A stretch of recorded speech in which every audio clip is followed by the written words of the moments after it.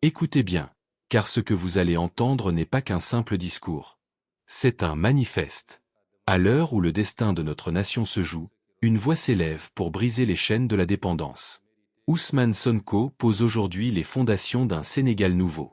Entre patriotisme pur et désir ardent de souveraineté, il nous appelle à reprendre les rênes de notre histoire. Sommes-nous prêts à l'indépendance réelle? Sommes-nous prêts à assumer notre liberté? Plongés au cœur d'une vision qui bouscule l'ordre établi. Voici le message qui s'apprête à réveiller tout un continent. Bienvenue sur Space News, au cœur de l'actualité. L'évolution démarre après le renversement du système ancien. C'est en ce moment seulement que démarre la révolution. C'est en ce moment seulement que les profils apparaissent, que les enjeux apparaissent. Parce que le système ancien ne se laisse pas faire. Et dans un monde ouvert et internationalisé, dans ses ramifications aussi bien nationales qu'internationales, il ne se laisse pas faire. C'est après la Révolution que chaque membre de la Révolution se découvre et se fait découvrir en réalité. Et c'est après seulement que commence ce travail. C'est après la Révolution que beaucoup de porteurs de cette Révolution, dans les moments de conquête, découvrent eux-mêmes qu'ils n'étaient pas prêts pour la Révolution. Aujourd'hui, dans notre pays, le Sénégal, est dans un contexte que tout le monde connaît. Hier, je disais au Conseil des ministres que nous étions déjà en crise. Rien que la dette cachée dont nous avons hérité suffit à considérer un pays comme le Sénégal en crise. Ce qui est venu s'y ajouter avec le contexte international n'est pas la crise, elle est l'aggravation de la crise. Et dans un pays comme ça, beaucoup d'entre nous qui ont opté pour la révolution et donc pour le patriotisme ne sont pas prêts au sacrifice. Et tout le monde réclame tout de suite et maintenant, tantôt des primes, tantôt des bourses. Cela n'est pas possible et nous sommes là pour faire face, pour dire non, parce que cette révolution n'échouera pas.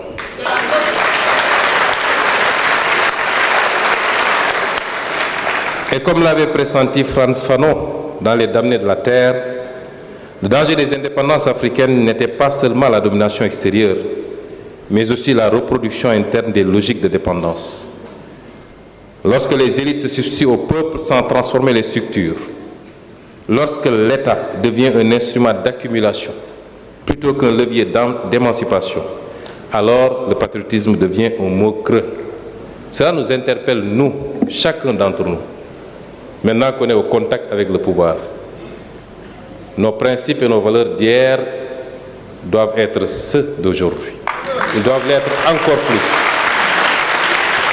J'ai tendance à dire qu'il n'y a pas de réalité du pouvoir qui vaille. C'est à nous d'insuffler au pouvoir les réalités que nous voulons. Nous n'avons pas à subir les réalités du pouvoir. Il nous faut donc réhabiliter un patriotisme exigeant. Un patriotisme qui ne se contente pas de célébrer la nation, mais qui travaille à la construire. Un patriotisme qui relie les élites au peuple, non par le discours, mais par la responsabilité.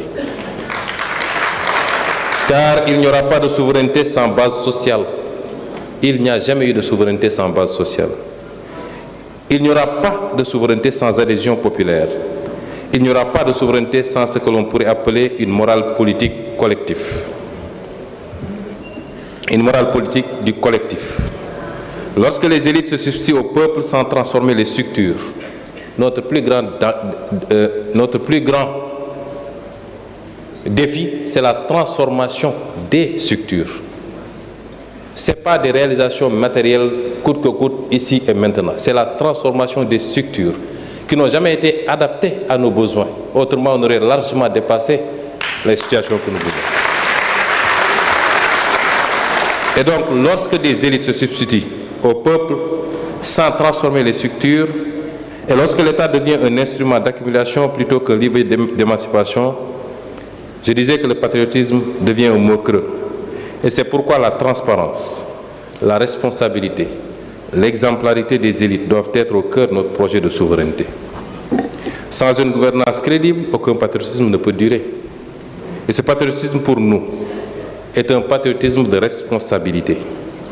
Aimer son pays, c'est d'abord le rendre plus juste, plus digne, plus instruit, plus crédible, plus capable de contribuer au monde. Autrement dit, le patriotisme n'est pas l'exaltation verbale du drapeau. Il n'est pas protocolaire. C'est la capacité d'un État à protéger ses intérêts sans mentir à son peuple, sans humilier ses voisins.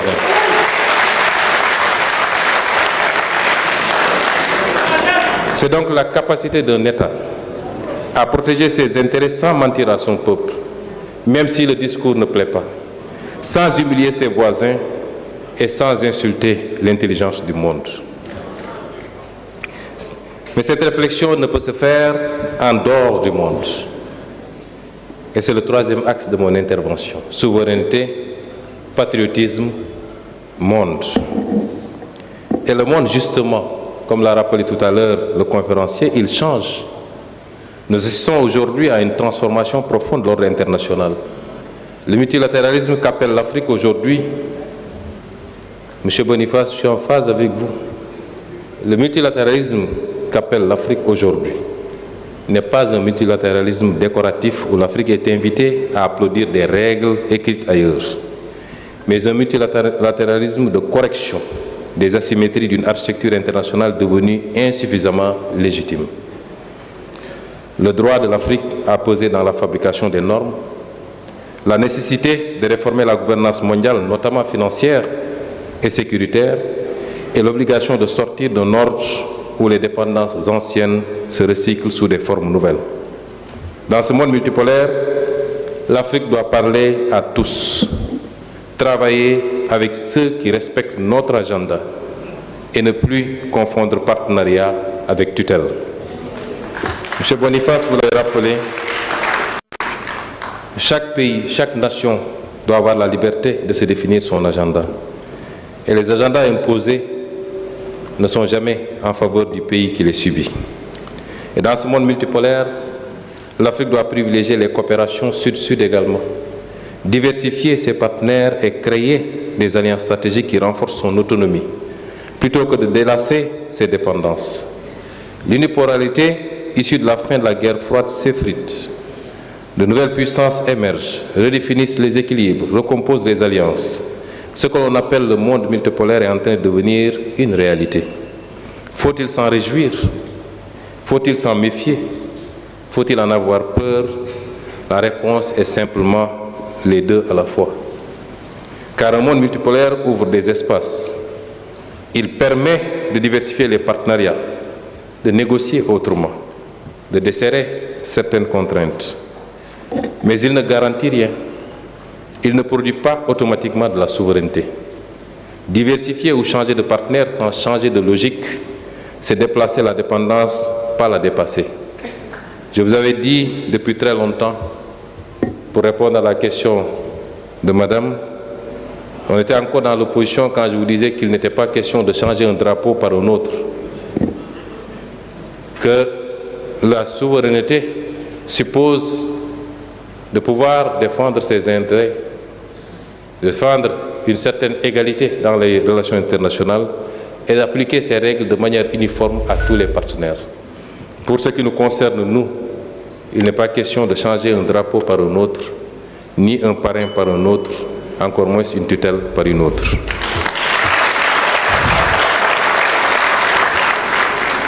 L'histoire nous a appris que les rapports internationaux ne sont pas régis par la morale, ni par les sentiments, mais par les intérêts.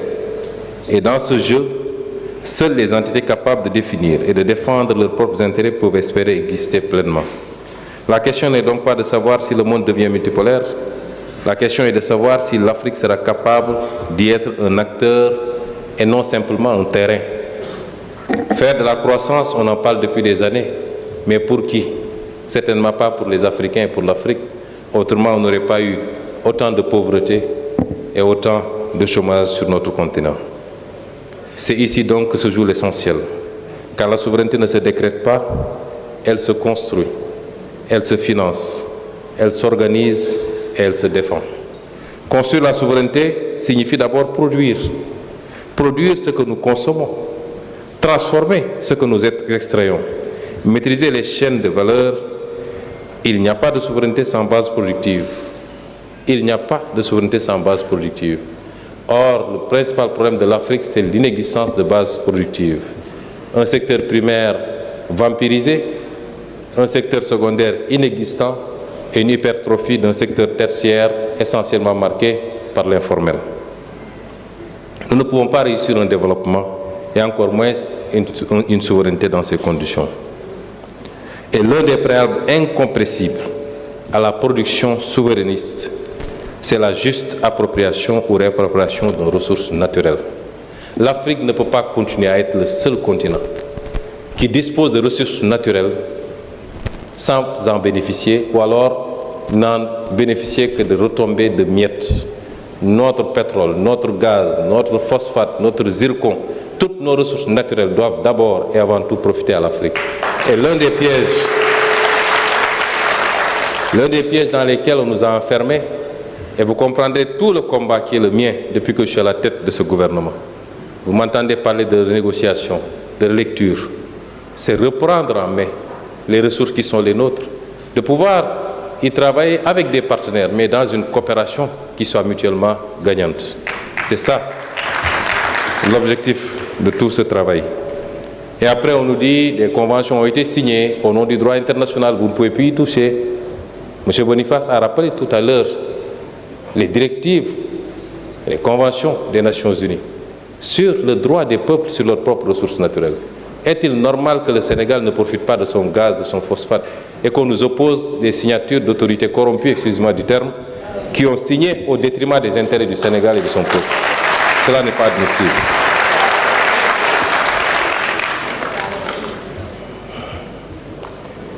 Financer la souveraineté, ensuite, signifie réduire la dépendance aux financements extérieurs, mobiliser les ressources internes, reprendre le contrôle sur les choix budgétaires. Il n'y a pas de souveraineté sous tutelle financière. Et je voudrais dire ici, l'Afrique n'a pas besoin de tout ce débat sur la dette. Que représente la dette africaine à l'échelle mondiale? Nous vivons aujourd'hui une guerre qui a déjà coûté des centaines de milliards de dollars, certainement. Un seul missile patriote pour abattre un drone iranien coûte 1 million de dollars. Combien de missiles ont été tirés? Vous ne pouvez pas l'imaginer. Et ça, ce n'est qu'un exemple, un petit exemple. La dette de l'Afrique ne représente absolument rien. Ce dont l'Afrique a besoin, c'est d'un consensus mondial fort, puisque l'Afrique est le seul continent qui a encore une marge de progression, capable de tirer la croissance mondiale sur les 30 prochaines années, ce que la Chine a été pour les 30 dernières années. Seule l'Afrique a ce potentiel. Est-on prêt à faire ce consensus avec une suspension, moratoire sur la dette, un ciblage d'investissement catalytique pour propulser le continent, qui, lui, propulsera le monde au bénéfice de tout le monde? Personne ne le fera malheureusement pour l'Afrique, et il faut que les Africains en soient conscients. Et c'est pourquoi, malheureusement, l'un des principaux problèmes de l'Afrique, M. Boniface a rappelé, est un problème de leadership et d'élite politique et étatique. C'est l'un des principaux problèmes de l'Afrique. Pas tous, mais la majorité de nos dirigeants ne savent même pas quoi faire de leur pouvoir. Pas tous, mais la majorité. Il faut en jouir, il faut le conserver le maximum possible, mais aucune vision et aucune capacité à se regrouper autour de l'essentiel. L'une des formes les plus insidieuses de la dépendance est cognitive. Lorsque les catégories à partir desquelles nous analysons nos propres réalités sont produites ailleurs, lorsque nos politiques publiques sont conçues dans des cadres qui ne sont pas les nôtres, alors nous sommes dépendants sans même nous en rendre compte. La souveraineté est aussi une bataille des idées. Et enfin, la souveraineté signifie s'unir, car aucun État africain pris isolément ne peut peser significativement dans le système international. Aucun État pris isolément ne peut peser significativement dans le système international. L'intégration régionale n'est pas une option, elle est une condition. Mais elle ne doit pas être une simple coordination, elle doit être une mutualisation de puissance, de capacité. Pourtant, des initiatives comme la zone de libre-échange continentale, la ZLECAf, Les startups technologiques émergentes ou les projets éducatifs panafricains montrent que nous avons déjà commencé à bâtir une souveraineté économique et cognitive. La ZLECAf peut être un levier historique d'intégration productive, mais sans stratégie industrielle, sans politique de transformation locale, sans États membres individuellement viables, elle risque de devenir un simple espace de circulation des marchandises au bénéfice des acteurs les plus puissants, souvent extérieurs au continent. Elle ne doit pas être un marché ouvert, mais un outil de structuration économique africaine. De la même manière, la CEDEAO doit être consolidée. Les tensions récentes avec des pays de l'Alliance des États du Sahel ne doivent pas conduire à une fragmentation durable de l'espace ouest-africain. Nous avons la responsabilité de reconstruire des passerelles, de recréer du dialogue et d'inscrire ces divergences dans une perspective de recomposition politique plutôt que de rupture. L'avenir ne se construira pas dans la séparation, mais dans la capacité à articuler des visions différentes au sein d'un projet commun.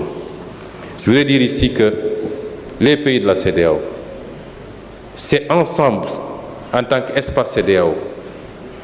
Pour être une puissance, il y a deux aspects qui me semblent indispensables. Peut-être le professeur ne me démentira pas. C'est le territoire et la population, la démographie et la géographie. Je ne connais pas de puissance sur un espace de 100 km² et une population de 18 millions d'habitants. Je n'en connais pas. Si on veut parler d'Israël, ce n'est pas une puissance, c'est un énième État des États-Unis en réalité. C'est une puissance par procuration. Je n'en connais pas. On peut être individuellement, si nos pays sont bien gérés, bien administrés, bien gouvernés, on peut être des pays riches, des pays confortables, avec des indices de développement humain parmi les plus élevés. Les pays scandinaves en sont, c'est les pays les plus riches en termes d'indice de développement humain. Mais est-ce que pour autant c'est des puissances? Absolument pas. La Chine fait 9 millions et quelques de kilomètres carrés sur 1,3 milliard. S'il est bien géré, c'est une puissance. Les États-Unis font 9 millions de kilomètres carrés pour 200 ou 300 millions d'habitants. Ça peut être une puissance. Dans le cadre de la CEDEAO, avec 5 millions et quelques de kilomètres carrés et 400 millions d'habitants, si nous nous ajustons, nous nous gérons bien, nous serons bientôt une puissance. Mais pas individuellement, cela n'est pas possible.